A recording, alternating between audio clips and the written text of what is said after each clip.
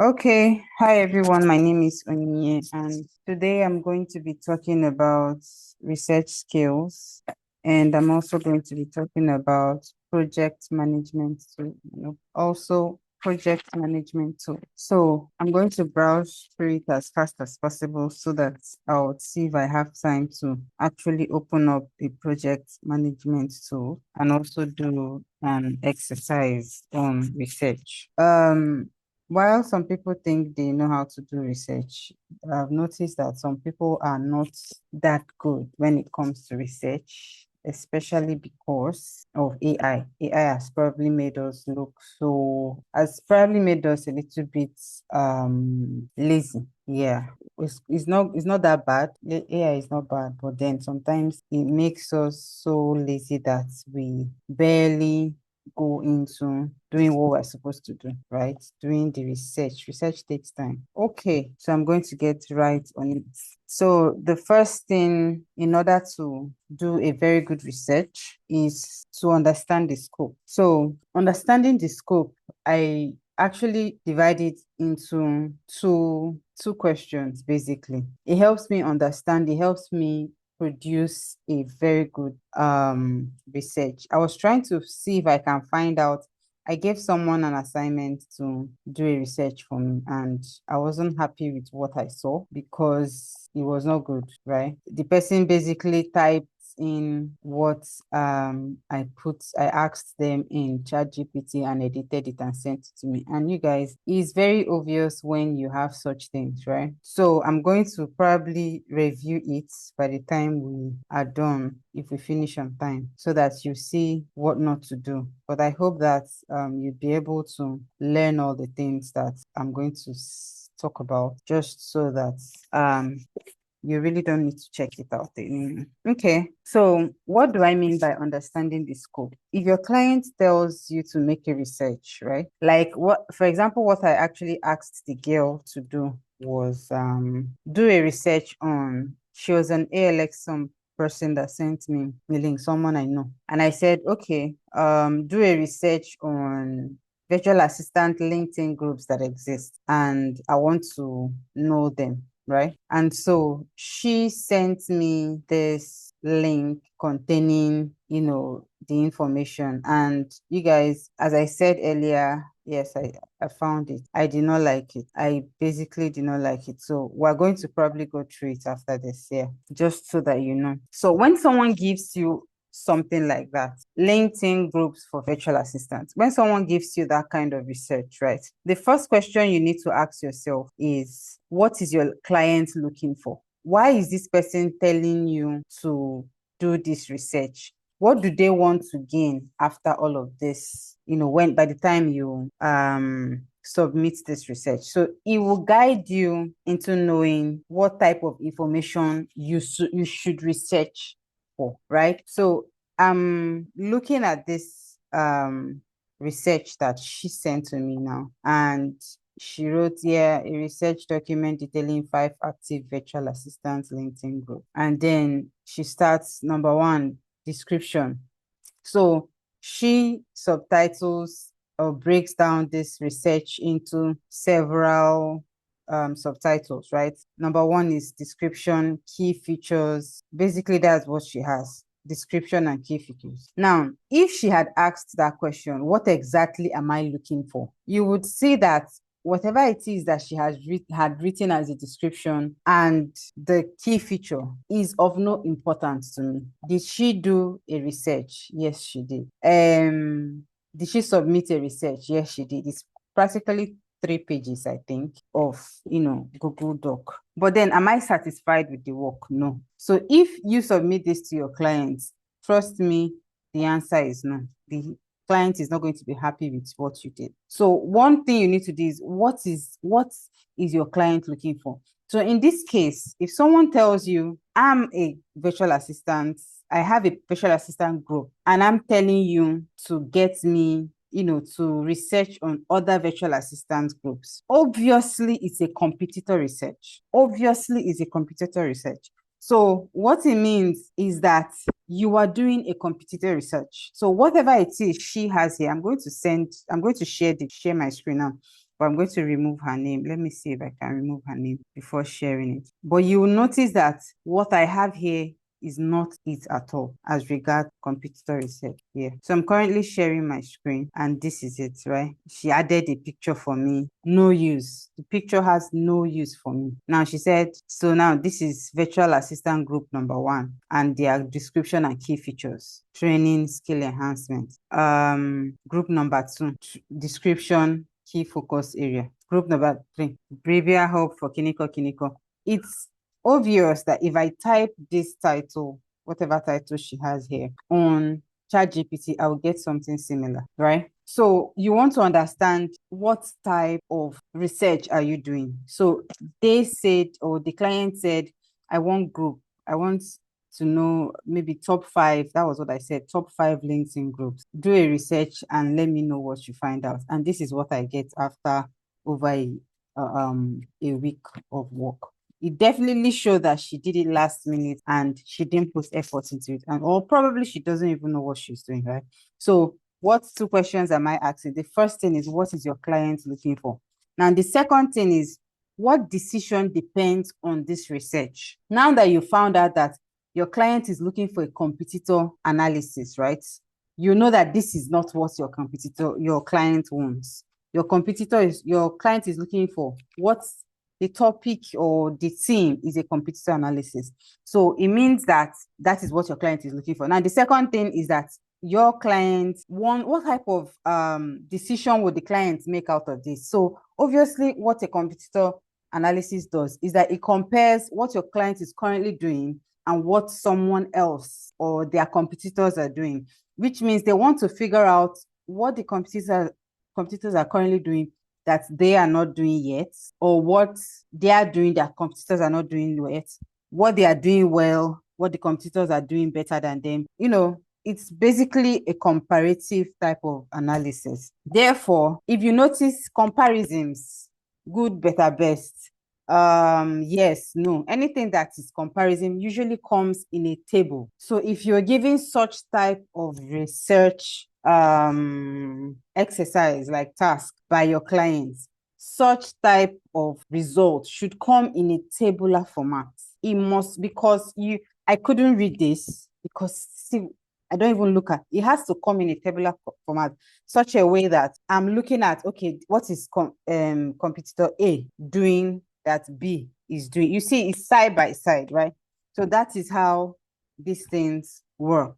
So remember, the first thing I said is, what is your client looking for? So you need to figure it out. In this case, the client is looking for a competitor analysis, right? And then what decisions depend on on this research? So in this case, the client is, now you're spectating, right? You can actually ask the client, why do you need this, right? And so the client will say, oh, I'm trying to figure out, or maybe you probably had this task during a meeting, so you know what exactly this client is trying to gain out of this. And so the client is saying, I'm just trying to see how to improve our processes, right? So seeing how to improve our processes, and then you would know that this is what so at the end of the day, you also kind of do an inference, like, what are you noticing out of this? What do you think your company is currently doing? That's if you have that information, and what they should improve on. So you do that inference. That's the goal. You're inferring that, okay, maybe our company should start doing this based on what we see these other people are doing that is working for them. Our company may, of course, you're not you're just suggesting that our company may, always remember to use that word, may, include this in their marketing strategy, or may include this in that, right? So these are the first 2 things you need to know when it comes to research. Research is very important because every VA virtually does research.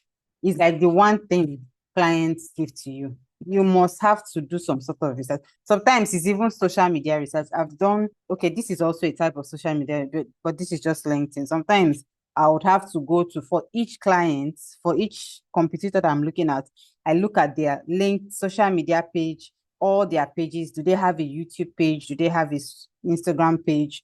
Do they have a Facebook page? Do they have a Twitter page? Or I check all of this and I begin to analyze. So we're still going to come to analysis and all of that. And the point is I begin to analyze as per what works and what does not work. So just put it like, as per why are all these people on Twitter and why are they not on YouTube? Most of the times, virtual assistants, you'll be given a social media job and you just say, oh, let's open an Instagram page. Why your competitors are not on Instagram? They are not on Instagram because they don't know about Instagram, but possibly because of their industry, because of what they are selling is better on Twitter, right? So all of this research, that's how you decide on what works and what does not work. Okay. So it's important that I've done this type of research a whole lot of times, and it's important that you know. But then the first question you need to ask is, what is your client looking for? And the next question is, what decisions depend on this research? And the second thing that we're talking about is effective online research. Now, the first thing is about effective online research is using search engines, right? We all know about Google. Google is probably the most popular in Nigeria.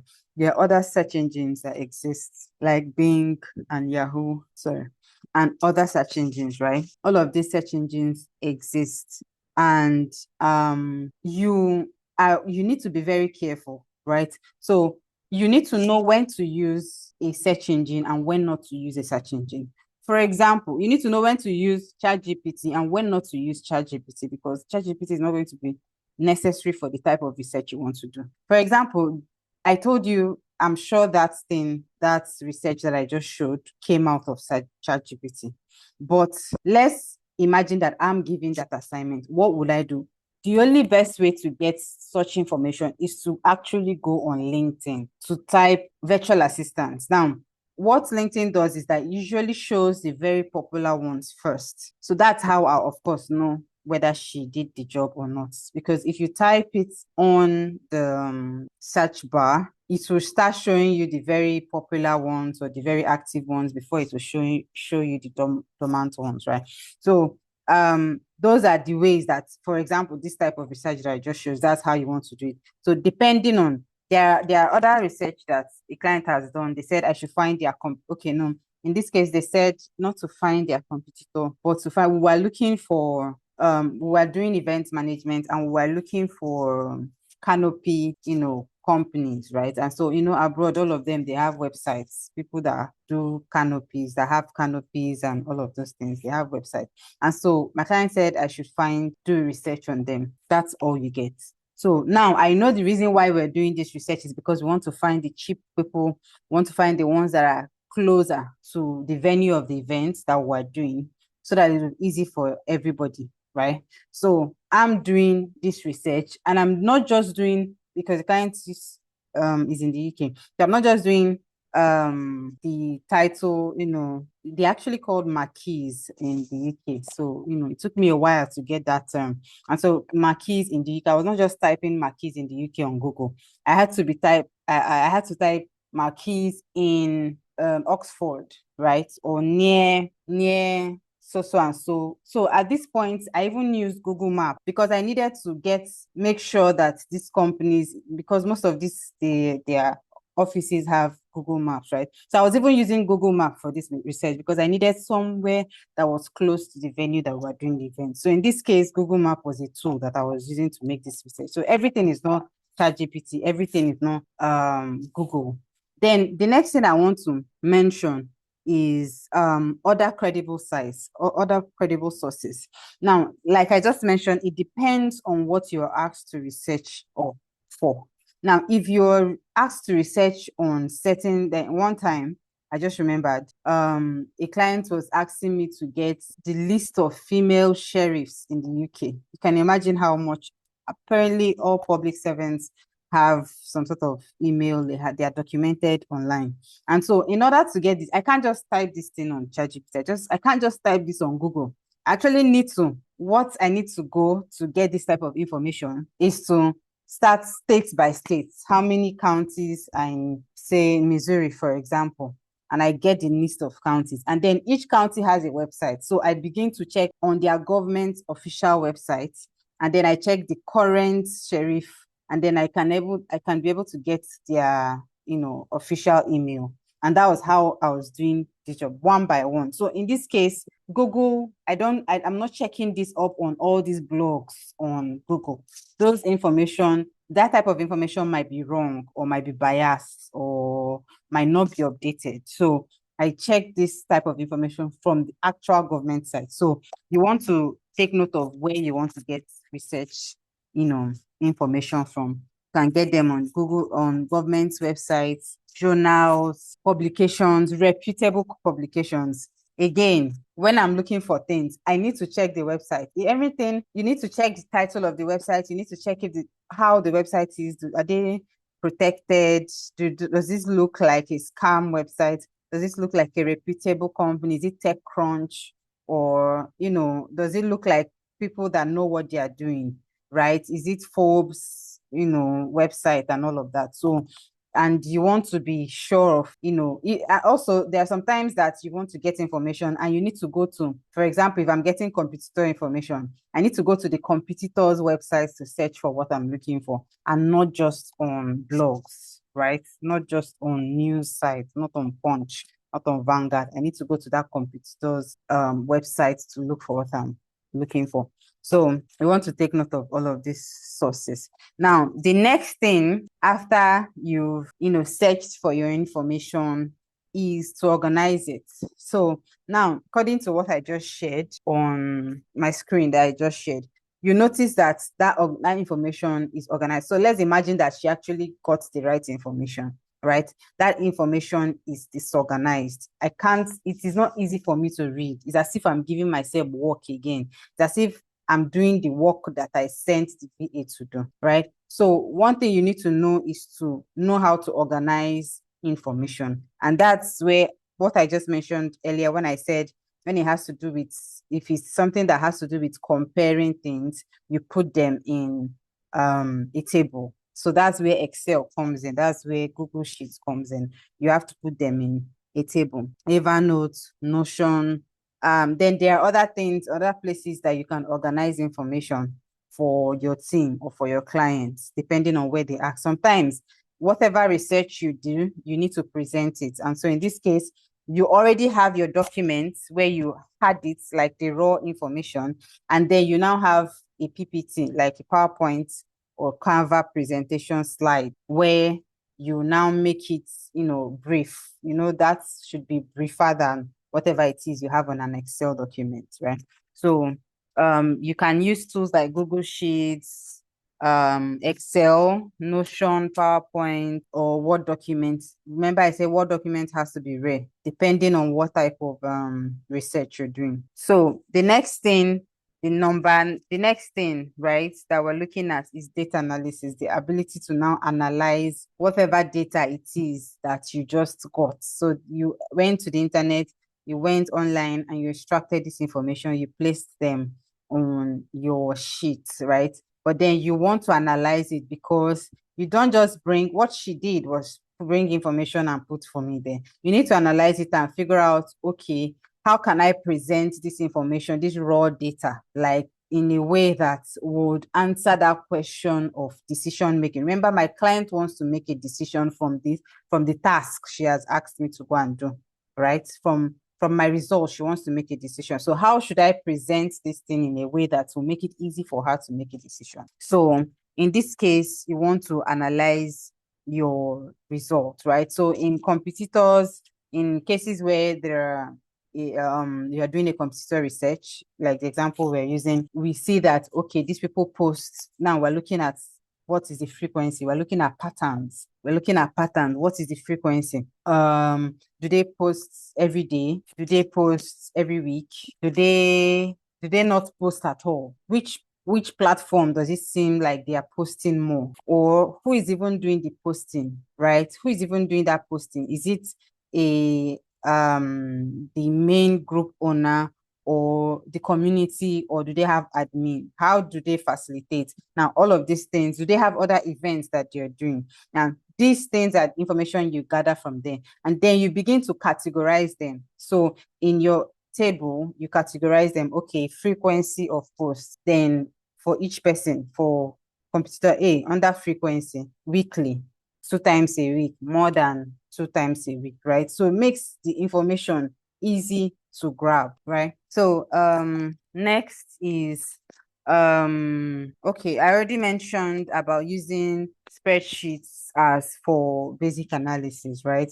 Now, except your client says put it in a presentation, then you can now put it in a slide, right? You can now put it in a slide. So I was just writing down other types of research that you can be asked to do, like target audience. Your clients can say, okay, how about you figure out, I want you to look at this target audience, look at this particular competitor, and or look at this number of competitors, or look at our competitors and tell us who their target audience are. Are we in the right, or they tell you to actually research on their target audience. And you see, in this case, it is not there's no comparison. If you're researching your own competitors, it's not a comparison. It's basically you figuring out what it is your current target audience are doing, what are you doing that they like, what don't they like, what do they like, what don't they like. So it's basically a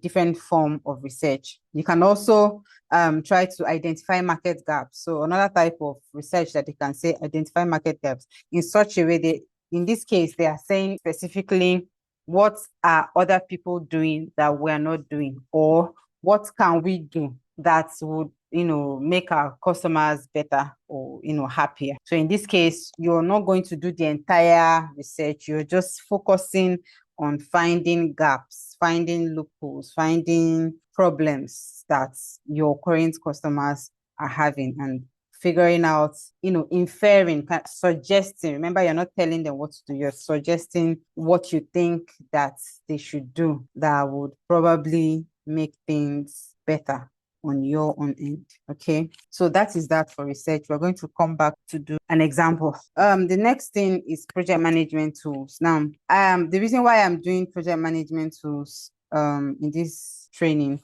is that most times, of course, we're not project managers, but we find ourselves helping CEOs, right? People who are handling projects, people who the projects they are handling is quite overwhelming for them. And so they need someone to assist them. So you're probably not going to organize a team, but you're going to be attached to someone organizing a team. So you actually want to know the process, want to know terminologies. When terminologies come, you want to know, what's the concept of project management is. So I would say go on Coursera or any of these free courses and just go do a course, just so that you get, because most of these courses, most of these terminologies, most of these things are actually used like every day in an office environment, whether virtual or in person, right? So when it comes to project management, there are five processes: the initiation of the project, the planning of the project, execution, monitoring, and closing. So initiation is like when the idea comes, when people are brainstorming idea, putting things together, one and two together. You might be in that sort of meeting, or you may not be in the meeting. The client might be the one coming up with this meeting on her bed or something like this. But then the planning meeting, you might be part of it. In this case, they are planning, they're trying to say, okay, how can we have an event that would invite people to come and learn one or two, and at the end of the day, buy our products. And so you're in this planning meeting, you probably might not have an input, but you're probably going to be taking down the minutes, or whatever it is you're going to be doing. You're probably going to have a role, like they might give you a role at the end to research this, or to put together this, or to send out the minutes, or to communicate some people, or if there's going to be a next meeting, to schedule a meeting, or all of those kind of things. So you might be in the planning meeting, you might not be in the phase of execution, or you may be. All depends on the type of team you're working with. And then when it comes to monitoring, so it depends on the type of project, right? But then most projects, we're going to talk about tools. But as we move through these phases of a project, there's usually what is called documentation. That's the process of documenting what stage we are at a particular, or basically documenting everything. So if we're in the beginning, this is what is, I'm supposed to do this, you're supposed to do that, we are supposed to do this at this particular time. So that's all documentation. It can be in project management tool, right? So basically, after execution, there's monitoring where everybody's monitoring, where we all come together and say, okay, how did it go? How did it not go? And then there's closing. And so there are terminologies that you should know as a VA if you find yourself in such situations. And the three most common terminology is timeline, deliverable, and accountability. So, well, I try to copy the actual definition of these three words. A timeline is a graphical representation of a period of time on which important event is marked. So if we're doing this whole project where we have an event 25th of December, and it means that we have a timeline of 1 month to achieve this goal, to have this goal, right? And so the deliverable is that in order for this goal to be achieved on 25th, in order for this event to hold on 25th, there are certain things that have to be done. We're supposed to plan the event, get speakers, invite guests, invite participants. Are we going to make it free, or are we going to sell tickets?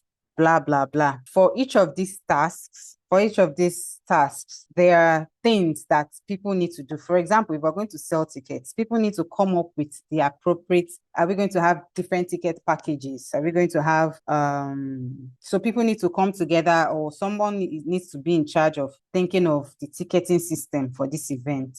Now, when we're in this planning meeting and someone is assigned to take care of this ticketing issue, that's your own task, take care of the ticketing issues. Hard deliverable is that in the next meeting, you should come up with a ticketing system, come up with a solution for that. Should we make it free for everybody and go find sponsors, or should we, charge people for coming to the event and blah, blah, blah. So those are deliverables. Deliverables are like specific outputs, specific results for each task. So for a particular project, there might be millions of deliverables, right? Because there are different millions of tasks under each project. So again, accountability basically is who is handling what. So accountability is the obligation of an individual or a team member to take ownership. So for each task, who is handling what? For each project, who is handling what? That's what accountability is. So if you're in a group, if you're in this meeting and you're planning a project and you're the VA, maybe you're again doing the secretary work in this kind of meeting, you want to take note of, for each task, who is handling it, what is their deliverable, what is their timeline. You don't want to mix this up, because at the end of the day, you might be asked to create, you might be asked to put whatever it is you have, the project plan, because all of this forms up to be a project plan. You might be asked to input it in a project management tool, right? So you want to know who is doing what and when they are supposed to do it and what they are supposed to deliver. Okay, so now I've already entered into tools. So there are several project management tools. Different clients use the ones they want to do, the ones they want to use for their company. And these tools are not actually far apart. They are quite similar. They do almost the same thing. It's just that different companies might have, twists, right? It's just like Excel and Google Sheets, right? Same thing, different company, but then different rendering. So there's the Asana, Trello, ClickUp, Jira. Of course, you might not find Jira. Jira is usually for tech companies, right? They still use it other ones, but it's because of how complicated. Anyways, okay, so this project management tools, now, as you've understood what I just said, they are visualization tools, they are collaboration tools, and they are communication tools. So every part of the team, you might be tasked to put everything inside. There are people on Fiverr who actually just, one of their gigs is that they help you set up your project management tool. That's what they do on Fiverr. Like that's one of their gigs on Fiverr, and people pay them for. So whatever it is they've done, whatever who's doing what, they just impute it and set it up for the person, right? So basically that's that.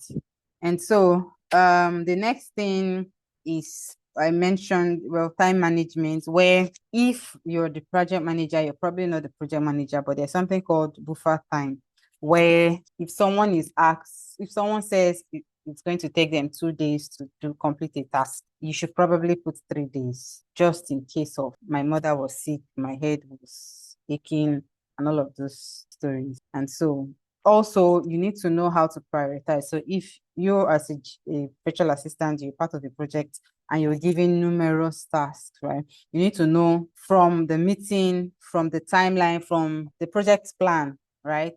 What task is more important than, not important, but it is needed the most as per urgency, right?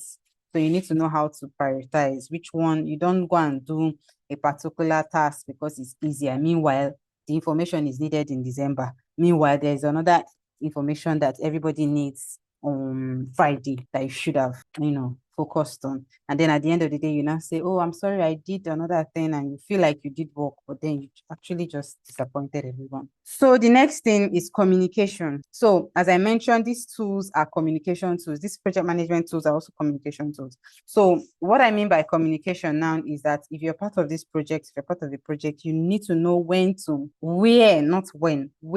communicate clients. Sorry, where to communicate your boss or your team members. So if you people are on a project management tool, as regards those tasks, you want to communicate them on those tools, and then maybe send them a reminder on their email that, oh, I've responded to your Kiniko, or I sent you so and so in the chat. But you want to keep everything related to the task in the project management tool so that everybody sees where we are. It's like, it's a visualization. Everybody just sees where we are and everybody collaborates and communicate there. So if where you're responding to something that has to do with the projects, the actual project, the project planning or project, any phase of the project, you want to respond right there. Then if you're doing any other task that has to do with, oh, some other thing your boss asked you to do, or some other thing someone else you to do, you need to know that, okay, probably need to send a separate email for that, right? So basically that's that. Then again, I just put in calendar in case, say after each meeting, you are asked to create create a calendar invite. So you know that you don't just go and send email, right, for information. You want to create a calendar invite. It makes things easy since you people are all part of the team. Create a calendar invite and makes it easy for everybody to just add it to their calendars, right? So those are all of those things that you want to take note of as regards communication. Where are you communicating them? Where are you communicating your team? Is it the appropriate place? Basically. Okay, so then finally you also want to talk about preparing reports or preparing minutes for your client. So as a VA in the meeting, you might be doubling, acting as a secretary for the meeting. And so as a secretary, you might be giving, you have to take note of what goes on in the meeting. And so spend less time contributing and more time recording, except you can actually do two at the same time, and then you can go ahead and do them. And so this minutes, you need to know who is entitled to these minutes, right? You need to clarify with your boss, should I send these minutes to everybody who came to the meeting or just the key stakeholders of the meeting? Right? Because sometimes other people might just join the meeting for a particular purpose, right? For maybe their expertise at a particular agenda. So you want to be sure of who you're communicating this sensitive, because it's sensitive information, who you're communicating this sensitive information to. Okay. Okay. So yeah, what time is it now? Okay. So I'm just going to, I've already, okay, so I wanted to give an example of a task. Let's see, research task. So let's say a client says, identify the latest trends in our niche. Identify the latest trends in our niche. So you want to ask them, what do they mean by trends? Like what do they mean by trends? So let's say this, in this case, again, I said the first question you want to ask, what is the purpose of this? Is it in the product itself? So, for example, say you're working with a client that sells skincare products, right? On Shopify, and you're the VA for this client. So what do they mean by trends? Do they mean changing their products, or do they mean marketing trends, right? So if it's marketing trends, you're now looking out for what are the latest marketing stunts people are playing, what are the latest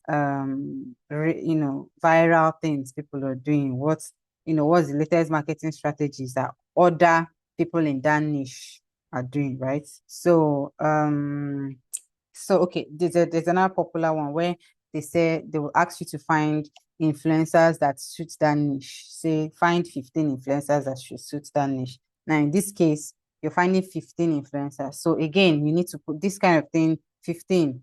It means that it's too much. You want to concise it in a table. You categorize them, concise them in a table, and make it easy for the person to say, okay, this influencer has a influencer has 10,000 followers, the other influencer has 15,000. In this one's engagement is so and so, this other person's engagement is so and so. This person seems to have this so and so vibe, this other person seems to have so and so vibe. So that's that. Then let's say, okay, in this case, another example I'm seeing here is research 5 affordable venues in Lagos for a 50% corporate workshop. So now this is a comparison type of, so you're including costs, you're probably including costs, probably including accessibility to the main road. You're including catering options, like how easy would it be? Do they have their own catering, inbuilt catering? Is it a hotel? Do they have inbuilt catering? Do they have discounts if you use their catering? All of those kind of things, right? So okay, so that is that for research. And okay, then for projects, I wanted to see if I would open a project management tool that I have. Let me open Notion. So, and then we'll take our questions and we close for today. We just have a few minutes remaining. So let's share my screen. So this is Notion, and I'm using Notion, and this is November, but let's see. No, let's say I wanted to this. Oh my God, taking the light again. So you see what I said? So let me just look at this in this format first. So you see what I said? Okay, this is the title of the task. This is the status. Assignee, that is the accountability part. Who is doing what, right? You add whoever it is in your team that is doing a particular thing, search for person, right? Dates, timeline, from when to when, what is the date? So if, depending on the type of timeline you want to put, is it say when it's starting, say when it's ending, or is it just when it's ending? So depending on the type of project that you're working on. There are other things that are needed in such, yeah. So basically this is what it will look like. Now I know there's something called dependencies, where there are tasks that are, but that's not. Anyway, so this is what the timeline would look like if you look at it from the timeline point of view, or if you look at it from the calendar point of view. But the most important thing is that all of the team members are in this team, and everybody has, because you've assigned, because you've assigned the job to, you've assigned the work or each task to each person, the person already in their own. So this is my own inbox. So in my own inbox, I would see everything that has my name on it is here, right? So I know this is what I need to do by November 1, or by whenever, the date is somewhere here. Okay, by November 30th, this is what I need to do by December 31st, blah, blah, blah. So basically that's how it works. Okay, guys. Any questions? 9:50. Just have 10 minutes for questions, and then we'll close for today.